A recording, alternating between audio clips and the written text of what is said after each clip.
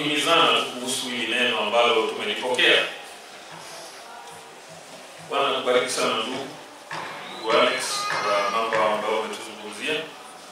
Ningelipenda kutilia mkazo na pia kurejelea mambo ambayo ndugu yetu mpendwa amekuwa akifunza. Wiki ya majuma lililopita ndugu aliporejea alipokuwa anatupa ushuhuda wa Tanzania, uliona hivi ya kwamba alipata kuchukua kitabu kile cha Nabii Branham na alikuwa anashinikiza akituonyesha mambo ambayo yalitokea kimakosa. Ufunuo 10, nadhani ni 17, maneno ya yule malaika wa 7 ya kwamba ndugu Branham alijishawishi katika mawazo yake hivi ya kwamba sauti, maana andiko katika toleo la mfalme Yakobo limeandikwa vibaya. Na ndugu asante, maana ndugu alipata kuliweka sawa sawa. Amen. Amen. Ilikuwa limewekwa dosari, yani badala ya kusema ni sauti ya baragumu ilisema ni kana kwamba ni sauti ya mwanadamu. Na basi kwa somo hilo Nabii Branham alipata kuingia katika hali ya makosa, kudhania yeye ndiye yule malaika wa 7. Amen kanisa. Amen. Na ndugu alituwekea wazi ya kwamba Nabii Branham si moja wapo wa wale malaika 7 walio wenye baragumu. Manake wale malaika 7 wako mbele za uwepo wa Bwana mbinguni. Amen. Ndugu Branham alituonyesha hivi sawa sawa ya kwamba kwa miongoni mwa nyota hizi zilizo mikononi mwa Yeshua. Amen. Amen. Na basi tulijifunza swala hapo ya kwamba wakati unapoacha neno na kuenda katika fikra zako mwenyewe unapotea njia. Na ukirejea katika maandiko utaona mara nyingi ya kwamba watu walipoamua kufanya maamuzi wenyewe kwa fikra zao na kuliacha neno, basi walipata kupotea. Amen. Swala hilo lilimfanya nabii wetu huyu kukosea katika hali ya mawazo hiyo, maana aliingiza mawazo yake pale ndani.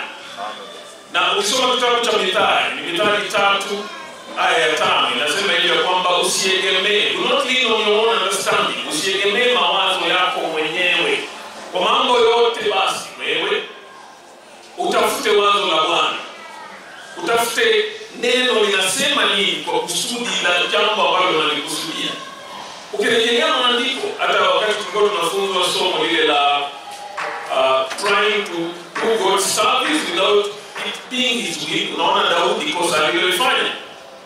Alikuwa na wazo nzuri, wazo la kuleta sanduku la agano kurejea Yerusalemu. Jambo hilo ni nzuri, lakini alipojitolea kutenda mawazo hakutafuta usia.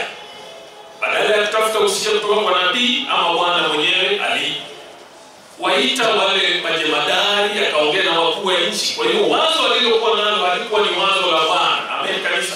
Amen. Na unaona tulitokea na balaa. Maana alipoanza juhudi hizo za kazi hiyo, maisha ya mtu yalipotea. Kuna jamaa anaitwa Uza alipoteza uhai wake pale.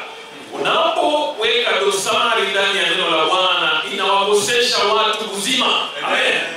Maisha yanakuwa katika hali ya hatari, kwa maana neno linapogushiwa inaingia basi sumu ndani ya neno. Maana neno la Bwana linapaswa kuwa jinsi alivyoliweka. Na ujue hivi ya kwamba Bwana si mtu ambaye atachukuliana na wewe wakati ambapo unalifanya neno liwe pombe.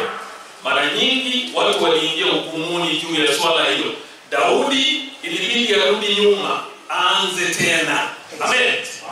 Wakati kosa linatokea ndugu, kitu kinachotokea ni lazima Bwana anasema rudi mahali ulipoangukia. Amen. Uanze tena. Amen. Wakati wanadamu wanaingiza fikra zao, shida inaingia.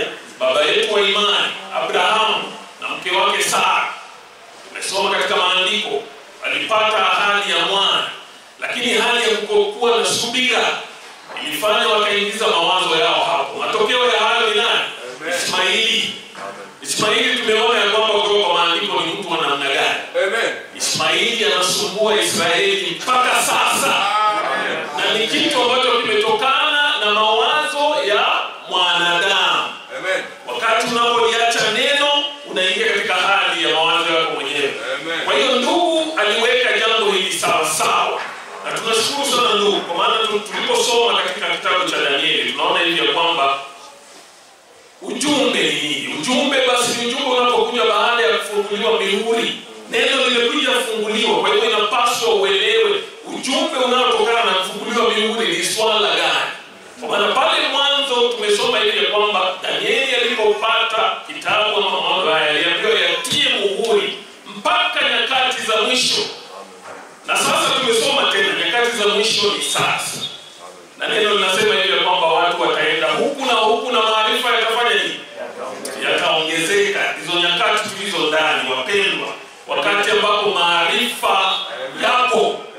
Na neno linasema hivi ya kwamba wale watakatifu watazidi kutakaswa, lakini wale waovu hawatafanya nini? Hawatabainisha, hawataelewa. Ndio mambo tulionayo katika kizazi. Neno tulilolipokea wapendwa ni la kundi ndogo. Jinsi ndugu yangu mpendwa alivyosema, unapoona mahali kuna halaiki kubwa ya watu, inapaswa ujirudishe nyuma, ujiulize na nini kinachoendelea hapa. Bwana hatendi kazi na halaiki kubwa za watu. Tangia mwanzo Bwana anatenda kazi na kundi ndogo. Amen. Ndipo anasema hivi, msijali nyinyi kundi ndogo, maana Bwana Mungu amependezwa kuwapa nyinyi ufalme. Amen.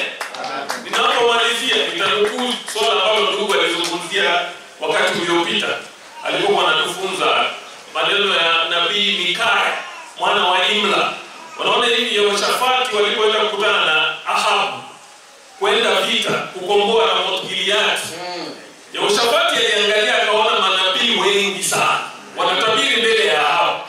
Yeye kwa mtu mtakatifu aliona Bwana hafanyi kazi namna hii. Tangu lini Bwana akawa na manabii 400? Ndipo akauliza swali, je, hapa hakuna nabii mwingine wa Bwana tunaweza kumuuliza na kauli? Ndipo akaambiwa hivi na Ahabu ya kwamba yupo Mikaya mwana wa Imla ambayo mimi aniambii mambo mazuri kila mara. Amen kanisa. Na unaona Mikaya alipokuja alijaribu jinsi Mungu alivyosema kusema mambo kama hao wengine, lakini kiliumana. Maana ilifika mahali ilibidi roho wa Bwana amshikie. Unaona hivi hata Ahabu mwenyewe aliona hivi wakati Mikaya alikubaliana na hao wengine, alimwambia na kuapisha, ni mara ngapi nimekuambia kwamba usiniambie uongo. Kwa maana alijua Mikaya haneni namna hiyo. Hiyo si tabia ya watu wa Bwana. Amen. Ndiposa waamini kuna njia ambayo tunaizungumza ambayo ni tofauti na watu wa dini. Amen. Amen. Mtu wa kanisa la mwanzo, mtu aliye katika ujumbe hawezi nena kama watu wa kawaida. Amen. Unapozungumza jinsi Mungu alivyosema, mtu anagundua na huyu wa wapi? Wewe unatoka wapi? Huwezi kuwa kama wao. Ndiposa wanaona hivi Petro hangeliweza kujificha. Amen. Hata usemi wake ulikuwa unampeana. Watu wanasema na huyu jamaa alikuwa ni mmoja wao kwa ajili ya mtamko. Kwa hivyo tushukuru Bwana. Nafasi ametupa katika kundi na kwa watu tofauti. Amen. Yawe awabariki sana. Should I continue?